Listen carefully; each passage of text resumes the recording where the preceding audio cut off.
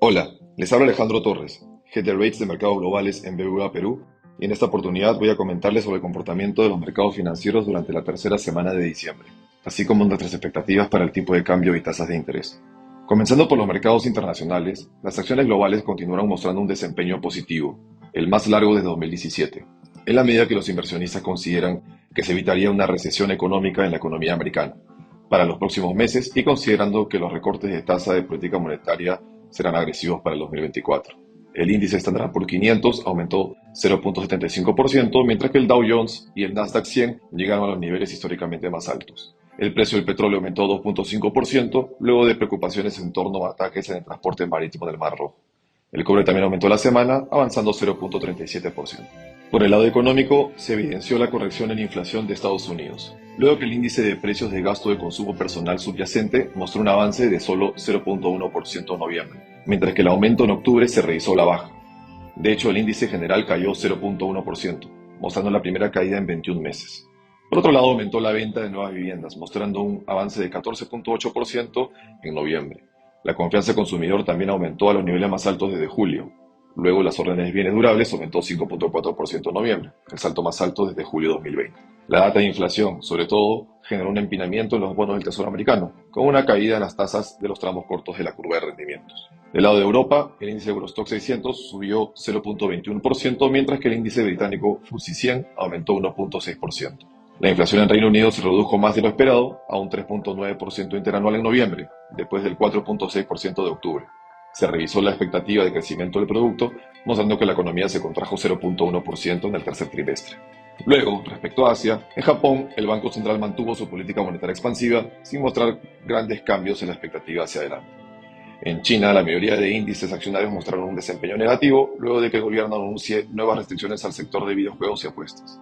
Finalmente, en la región, Standard Poor's aumentó el rating crediticio de Brasil de W- a W, mientras que el presidente Milei anunció medidas para privatizar compañías del Estado en Argentina. Por el lado de local, el Banco Central de Reserva presentó sus proyecciones en el informe de diciembre. Proyecta que la inflación cerrará en 3.1% este año y en 2.3% el 2024. Además, prevé un crecimiento de consumo privado de 0.2% y una caída de la inversión privada de 7.3% este 2023. El PBI debería cerrar en menos 0.5% este año para luego ubicarse en 3%, indicó la entidad, para el próximo año. Respecto al tipo de cambio, el sol cerró la semana con una apreciación de más de 9 figuras, 2%, cerrando en 3.6835, siendo la moneda de mejor desempeño entre las pares de la región en una semana positiva para las monedas latinoamericanas. El sol operó en el rango de 3.67, 3.7620, destacando la participación de inversionistas extranjeros con sesiones de poca liquidez. En cuanto a flujos, la oferta vino principalmente de los inversores extranjeros, quienes vendieron aproximadamente 750 millones de dólares. Por el lado de la demanda, estuvieron clientes corporativos que compraron 570 millones de dólares, mientras que el Banco Central dejó vencer 42 millones de dólares en derivados. Cabe destacar que el Banco Central de Reserva tiene vencimientos por aproximadamente 570 millones de dólares en esta última semana del año, situación que ante la falta de renovación podría afectar los niveles de cierre, aunque es clave mencionar que la dinámica del dólar débil global será la que marcará la pauta del tipo de cambio. Los niveles de resistencia técnica se ubican en 3.7360 y 3.7550, que son las medias de 50 y 100 semanas. Por el lado del soporte se tiene el 3.6270, nivel que sirvió de soporte en marzo y junio de este año. El siguiente nivel sería el 3.5450, que fue el punto más bajo del año. Por el lado de las tasas en soles, la semana mostró una caída en los volúmenes negociados en bonos soberanos. Sin embargo, se generó cierto aplanamiento en la curva a comparación de lo sucedido en el resto de mercados. Inversionistas globales y locales calzaron posiciones luego de la subasta semanal del Ministerio de Economía de gran tamaño de la semana anterior, generando movimientos en las tasas con algo más de volatilidad a comparación de sesiones anteriores debido a la falta de liquidez de fin de año. Esperamos que esta volatilidad continúe en el muy corto plazo hasta terminar los feriados de fin de año.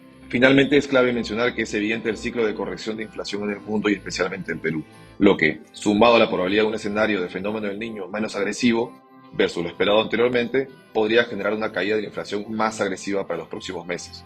De esta manera, y ante la data económica decepcionante, la probabilidad de un escenario de recortes de tasa de política monetaria de mayor magnitud es evidente. Esperamos que este podcast les haya sido de utilidad. Muchas gracias y felices fiestas.